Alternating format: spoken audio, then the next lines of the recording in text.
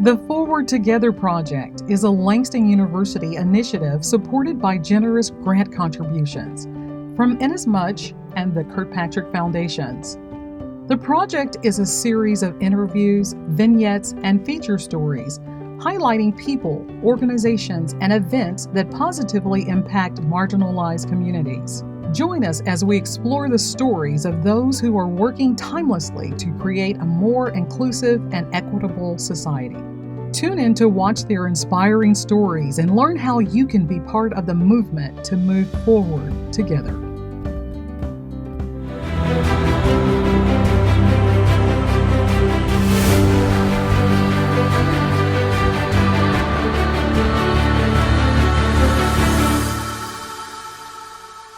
Good evening, ladies and gentlemen. I am Aaron Wesley, and I'm sitting here today with Victor Luckerson about his book, Built from the Fire. So, Victor, I just have to ask you about about your book and everything. How did you inspire to write this book? Yeah, so for me, this book was really a passion project. I have a history as a journalist working in sectors such as technology and business, but I've always been fascinated by race and history. And in particular, I've always been curious about sort of what our story is as Black people in that era between the Civil War and the Civil Rights Movement. I didn't learn anything about what Black people were up to, after we entered slavery and before Rosa Parks sat down on the bus. And so, an event like the Tulsa Race Massacre and what happened in the story of Greenwood really sort of captures our American Black history in that era. And so for me, I was just really interested in writing a story that captured this vibrant community, a story about Black success, Black solidarity, Black prosperity. I always tell folks that obviously the race massacre of 1921 is very important, but it's not the only thing that defines Greenwood. And this book I've written really captures that horrific event, but also what Greenwood was both before and after that event. Okay, so in your personal words, what do you think kind of inspired Greenwood to you? In terms of what inspired it, I know we were talking just before we got on the camera today about your origin story and sort of where do Black people from Oklahoma come from? Black folks don't come from Oklahoma. This was kind of a new state when it was created in 1907. And so the story of Greenwood really begins for many people in the Jim Crow South. Built from the Fire, this book I've written follows the story of one family, the Goodwins, who are still in Greenwood today, and they came to Oklahoma in 1914 from rural Mississippi. They were living in Jim Crow, Mississippi, under the heel of white supremacy. In the town they were living in, Water Valley, if a Black man was walking down the sidewalk and saw a white man coming, he had to scuttle into the gutter. And so the family patriarch, J.H. Goodwin, said, I don't want to put up with this anymore. I got to find a better life for my children. I got to find a better place to educate my children. And in the early 1900s, Oklahoma was seen as the promised land. People were calling it the Eden of the West. It was really viewed as just kind of like Black utopia, where Black folks are going to be able to write a new narrative for themselves that wasn't possible in the Deep South. And so the Goodwins and thousands of other Black families traveled all the way to Oklahoma, some of them on train, some of them even on foot, to kind of build up this new place. And in Tulsa, Greenwood became the place that was sort of this spot for Black prosperity. So in 1905, actually, the first business opened on Greenwood Avenue, O.W. Gurley's People's Grocery Store. And so from that nexus, we had other businesses opening, churches, homes. This whole community kind of fanned out from this patch of low-lying land in North Tulsa. And so the Goodwins were one of the families that kind of stepped into this burgeoning neighborhood and helped to sort of build it up into really a mecca for Black prosperity that was, so horrifically destroyed in 1921 due to the Tulsa Race Massacre. All right, and so how do you think you personally can relate to the Goodwin family? I saw a lot of my own family in them, and even in some ways that surprised me. So, as I said, J.H. Goodwin was the family patriarch who came and brought his family there. J.H. had a son, Ed Goodwin Sr., who was a senior in high school during the Tulsa Race Massacre. And so my book kind of follows their family across the generations. And I learned during my research that Ed Goodwin, who was this sort of very prominent entrepreneur in Greenwood, was also involved in, gambling, bootlegging, some of these things that, are certainly frowned upon today. And so I remember, I was doing all this research about him and learning about his backstory. And I called my mom one day to explain to her all this research I was doing. Like, oh, this guy I'm researching, I found out he was involved with gambling and bootlegging and all this stuff. And then my mom was like, didn't you know your granddaddy did the same thing? And so, I kind of discovered that my family had this past, too, that I didn't know about. And in reality, a lot of black families who found their way to the middle class in that era had to do it that way. Black folks were being left out of the normal route to success, and we had to find our own way. And so if you go back and check the record, you're going to find a lot of black families who have that in their past. And so that was really fascinating for me to learn and sort of to really understand that, we all had to be hustlers. That was sort of the way to make it in America in that era. So that was a really surprising thing that I learned about how my family and their family were connected in a way, Yeah, it's really interesting, actually. So when writing Built from the Fire, how long did it take you? So I began this project actually 5 years ago this month. It was 5 years ago this month that I visited Tulsa for the first time. I had only read a book or two I read one book about Greenwood, the Wikipedia article, and a couple other documents. And so when I remember the first time I came here, I had this really grand vision of what Black Wall Street was, because you read about entrepreneurship and the wealth and all that. And so it was really surprising when I showed up because, if we walk outside this building now and look at Greenwood Avenue, there's not much there. There's a couple of old buildings, this nice museum we're in right now, one church, and that's about it. And so that's about it historically, I should say, because what surprised me on that first trip was that it was the actual anniversary of the race massacre, and there's a vigil being held to honor the massacre victims. But there were only about 25 or 30 people at this vigil, but there were hundreds of other people in Greenwood going to a baseball game. There's a minor league baseball stadium in Greenwood now that was built to the protest of some Greenwood residents. And so that was kind of a very jarring introduction to this community that I thought should really be treated with reverence, but instead it was kind of being ignored so people could go watch baseball. That didn't really sit well with me. And so I think this book I've written really sort of challenges some of the uses of the land here. I think it could be used in ways that are more reverent for the history of this place and also in ways that help advance black people's progress in the city in more direct ways. And so with this being the 5-year anniversary, if you like starting your story to write Built from the Fire, are there stories that you just didn't put in there due to you just couldn't or didn't want to put in there? And if there are, do you mind sharing maybe one or two? Sure. I think there's kind of a mix of stuff. I think that one story that I wasn't quite able, I guess, to get all the facts about, so I couldn't put it in there, but there's sort of a legend about this woman from early Oklahoma, so let's say 1910s era, named California Taylor.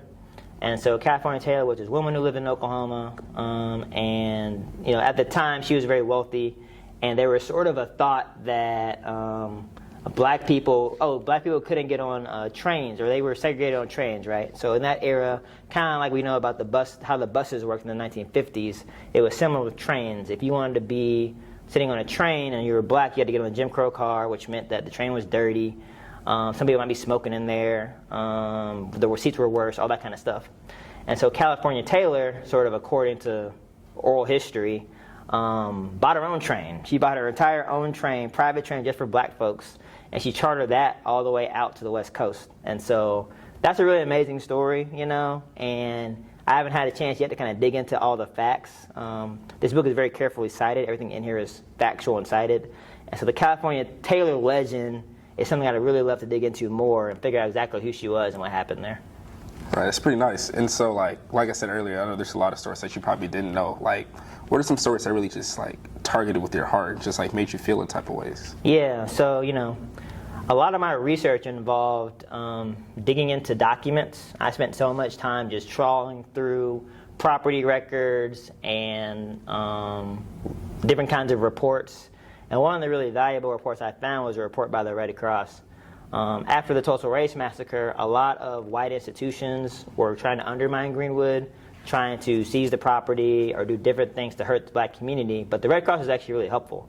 And so they issued a very detailed report about the aftermath of the Race Massacre, and they sort of talked about how many buildings were destroyed, how many meals they issued, how many homes they helped rebuild. and they also had information about fatalities in this document.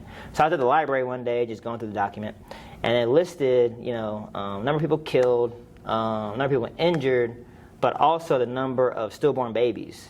There were 8 stillborn babies during the race massacre, and there can sometimes be a lot of horror embedded in very mundane documents. And so that was such a huge thing to process, sort of by myself, alone in this library, just staring at this information on the page, but realizing that information was real people, who had been lost during that event. And so even when I think about it now, it kind of makes me angrier about what happened. I think to write about this kind of thing, you have to, I won't say remove yourself, but you have to find a way to process it without getting that emotional at every moment. But when I think about that fact, about the fact that 8 children never got to have their lives because of the race massacre, it really angers me, to be honest. Right. And so with that being said, what made you feel the need to just really tell this story and bring your expressions and emotions out? I know you say you're very passionate about Black history and things like that, but what really just pushed you to really tell the story? I think it really hadn't been told in a full way before. I think that was kind of what animated me. I mean, let's rewind 5 years, when I Googled Black Wall Street, wanted to know more, there just wasn't that much on the internet about it, to be honest with you. That's changed today. It's much more ubiquitous now. But even in terms of what was covered at the 100-year anniversary, everything was about the race massacre. And even in terms of that, everything was I thought a lot of things were more about the mob. We have this sort of amorphous white mob who came into Greenwood and burned everything and killed and murdered and all this. That's true. But there are a lot of white elite people involved too. The police department deputized citizens to go pillage Greenwood. The mayor of Tulsa, right after the race massacre, said that for the Black folks in Greenwood, it was they were collateral damage in his mind. You know what I mean? And the real estate men in Tulsa also they launched a plan to seize the neighborhood. And so I don't know. I just think for me, being able to explain those mechanics of how the racism actually operated was really important, and going beyond just this idea of guys in Ku Klux Klan robes wandering around, because it was really a lot more than that, and it was really in some ways a lot more sinister than that. Really. So with that being said, I know you said with the racism and things, did you see a lot of similarities from where you're from to where you saw in Tulsa? Because I know you said you're from Montgomery, Alabama, which is the South, and I know how you stated earlier, when we were talking, that you kind of just shunned it off at first till you went to college in Alabama. Yeah. So did you see any similarities or anything coming here to Alabama? Yeah, I thought about that a lot, the parallels between Montgomery and Tulsa. Montgomery is also a place with a really complex and in some ways horrific racial history. Montgomery was the original capital of the Confederacy during the Civil War. And Black people there faced a lot of racial violence during the Civil Rights Movement. But I will say that, in Montgomery, being from Montgomery, that history feels like America's history. It's just so big. Rosa Parks, Dr. King, those are such big icons that it feels like all of our history.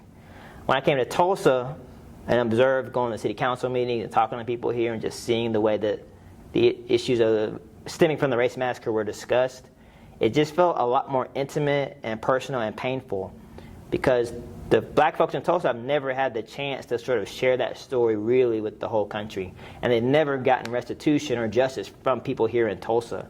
And so I just think the pain of it is a lot more raw here in Tulsa than what I experienced being from Montgomery. So that was a huge contrast that I observed. Been thinking about my upbringing in Montgomery versus living here in Tulsa for the last few years. Okay, can you kind of describe your upbringing in Montgomery in a little more detail if you can? Sure. So my parents moved there. My parents are both from Alabama, I should say that. They're both from rural Alabama. And so I've always had that sort of connection to the place. I know we were talking earlier about I have an unusual last name, Luckerson. Right. And I'm always been wondering, is that German or what? Was there a German slave owner? I don't know where that comes from. And so that's my next project, figure out where Luckerson comes from. But, I think I spent a lot of time in different worlds in Montgomery, and maybe that's one reason my writing sort of is able to encapsulate a lot of different perspectives, My parents sent me to an all-white elementary school. because they thought that was the best possible education I could get in Montgomery. And then I went to a public school after that and sort of had a very much more diverse experience. And so I feel like living there, I was sort of exposed to all the different sides of what that city is, you know? And like I said, I think it kind of informs my work because I think I can sort of embody different people's points of view, and I try to do that in this book. So, you know, it was an interesting place to grow up. I think that the history there, like I said, it's very, there's a very public history in Montgomery involving King and Rosa Parks and people like that.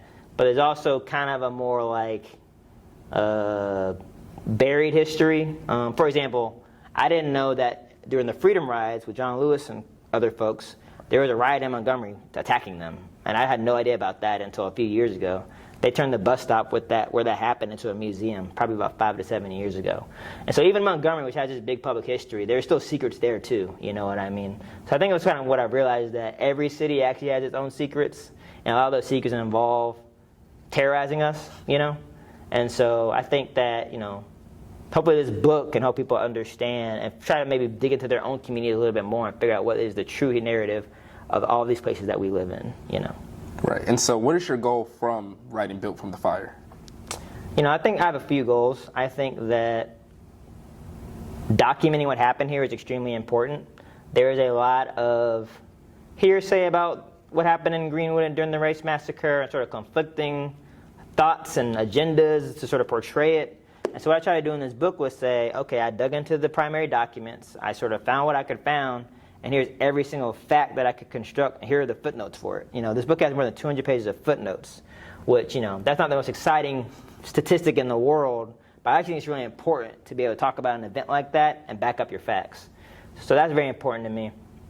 The other thing that's important, you know, I think having us, and I'm going to put myself in the young person category with you, even though I'm a few years older, I think us having a history that we can, us having access to our history is extremely important, you know.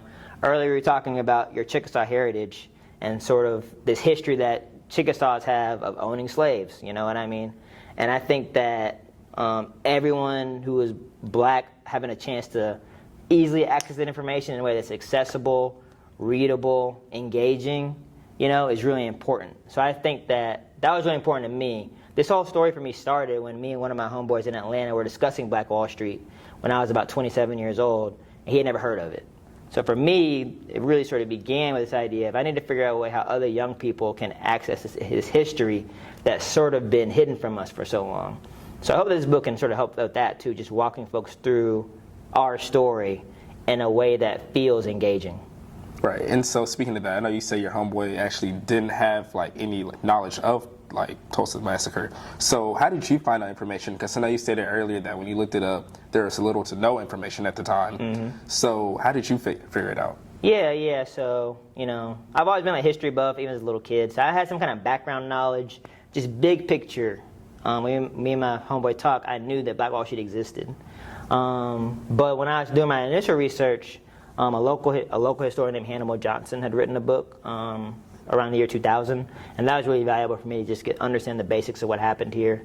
And then the other thing was just coming here. You know, I visited Tulsa 5 years ago and wrote an article about Greenwood, and so I was able to hear from people who remembered Black Wall Street before urban renewal and other policies destroyed it, you know.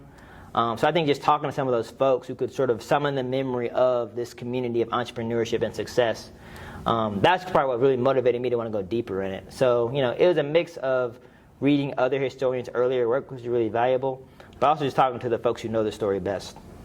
Right. And so, like, getting that, like, actual connection with those people, how did that make you feel compared to, like, reading it just online and through books? You know, I think it can be really surprising what talking to real people says, because sometimes what real people say is different than what your imagined narrative is, I think. A good example I'll have about this is, so let's say 1930s, 40s, 50s in Tulsa, there was an amusement park called Lakeview Amusement Park. And it was like the biggest theme park in the city. And black people were not allowed in there, except on Juneteenth, one day a year. And so I interviewed several folks who were in their 70s now about that. And so my first question was, okay, like, did y'all protest? Like, were you mad? What'd you do? You know? But they were saying, well, no, at the time, like, that was all we knew. We were happy to go, you know. They were excited about having their one day at the theme park. And so to me, that's a difference of perspective, you know. And so I think when you're writing about history, you have to place yourself in that person's moment. So in that moment, black people had access to so little, and they were just trying to get by with their days and trying to find whatever solace or amusement they could, that they were going to value going to that theme park every day, or maybe once a year, you know. And so in this book, I really try to put myself in those moments of a different era and sort of ask the reader to sort of question, well, what would I have done in that scenario?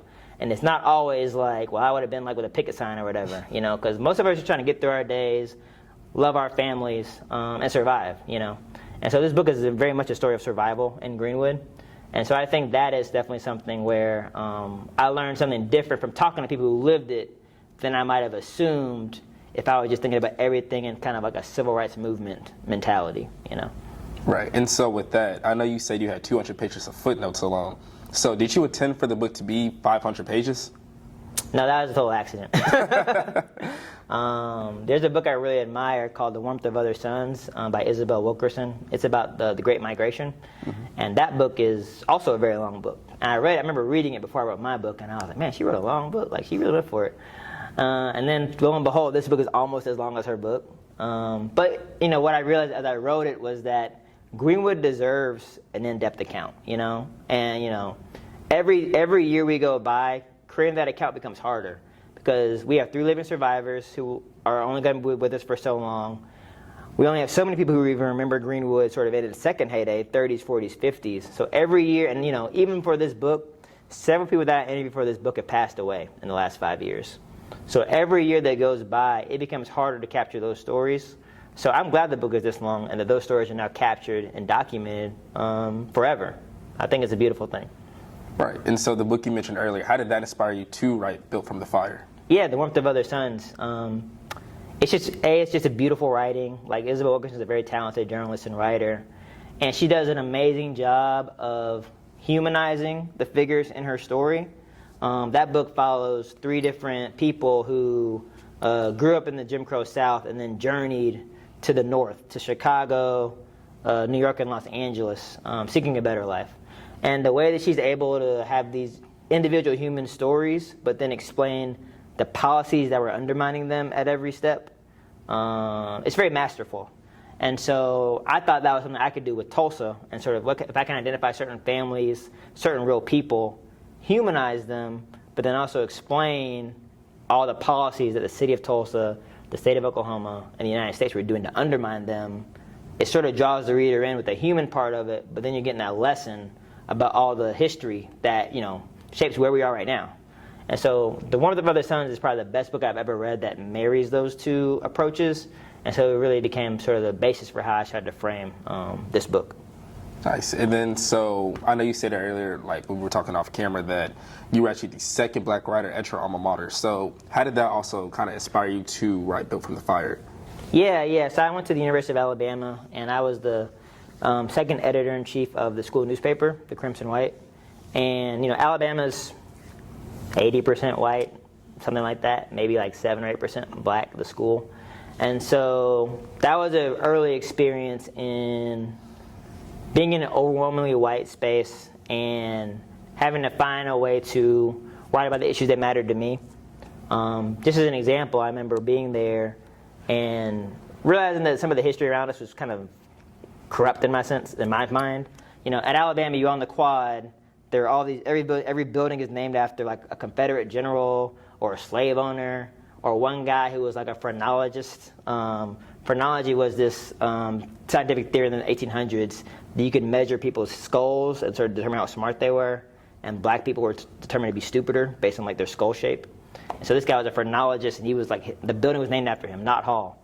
And so I wrote an article sort of calling that out, saying how messed up it was that these buildings were named after these folks. And so anyway, but at the time, nothing happened. I remember writing the article, nothing happened. So, man, okay, well, what's the point of this? Fast forward to now, sort of post-George Floyd, the murder of George Floyd and all the activism that emerged from that, they've changed the names of all of those buildings. And so to me, that says that even when you're writing and you don't see an immediate impact, it can have an impact later. You know what I mean? like keeping the awareness alive of the issues that affect us is extremely important. In this book, there's so many earlier black journalists who document what was going on in Greenwood, from Mary Jones Parrish, who was a massacre survivor and interviewed other massacre survivors right afterwards, to the Goodwin family who owned the Oklahoma Eagle and wrote about Greenwood day to day. Even to, we just lost an amazing local historian named Kevin Ross. He just passed away a week ago actually. And he was one of those folks who, he's not going to be in the national headlines, but he's been in this community documenting it ever since he grew up in Greenwood. And so all of those people's efforts sort of contribute to our sort of national understanding of what this community is. And so, I just think it's really important that even if you're in a scenario in which it doesn't seem like you can make a change, which is kind of how it felt when I was the black editor at this very white school, you can make a change, and that just documenting it itself is a valuable contribution. So, all right. So, how do you think Built from the Fire is going to impact us now as a generation today? I'm really just hoping that I've crafted a story that makes you want to keep turning the page, that makes you curious about both this place's history, but also your own history. Like I brought the example of finding out my granddaddy was a hustler through researching the Goodwin family. And so I hope that people will read this book and just become more curious about, how did black communities end up the way they are?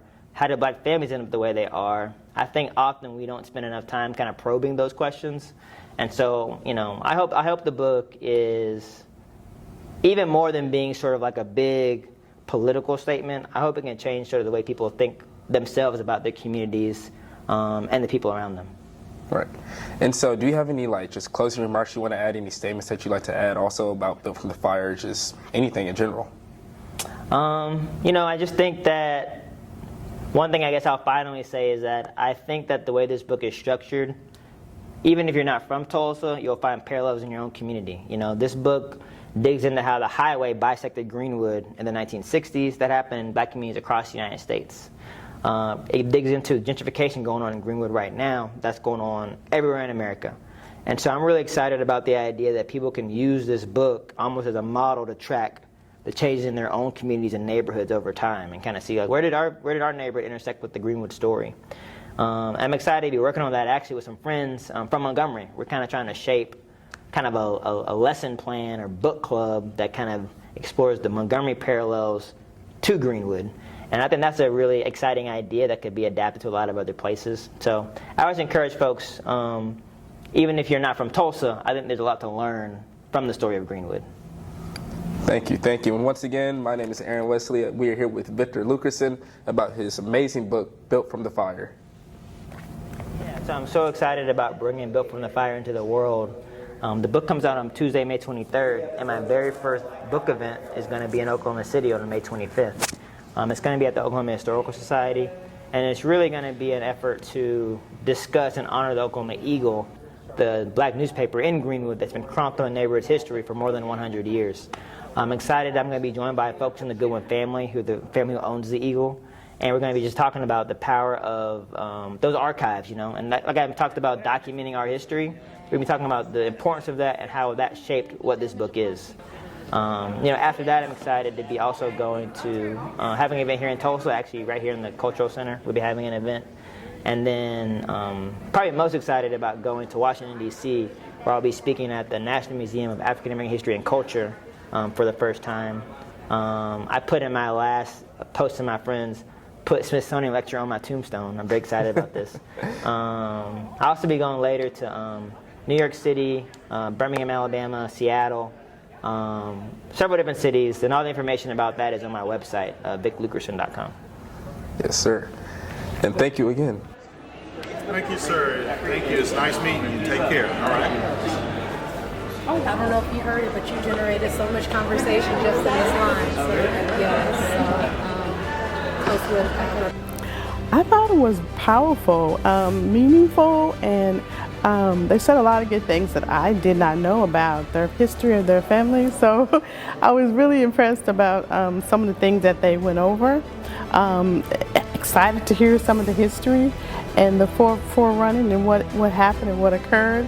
And then I also liked the fact that they said they want others to get involved. That's what the paper was for, so that you can have your voice, So they want everyone to stand up and say something about what could have happened, not only just in their family, but in your family too as well. I like that too. So that's what I liked about it today. It was delightful. I mean, it was a wonderful thing to see essentially a celebration emerge out of a presentation of a very serious book about some very dark events, and also some very bright ones. It's a wonderful, wonderful book. And I thought the panel was, effective and interesting, and it was just very nice to actually see the author in person and see the wonderful diverse crowd of people who all seemed to be quite happy. Very glad I came to the event. I'm looking forward to reading Victor's book. I haven't read a book about the massacre. I enjoyed the TV TV coverage, but I'm glad to get into it in more depth.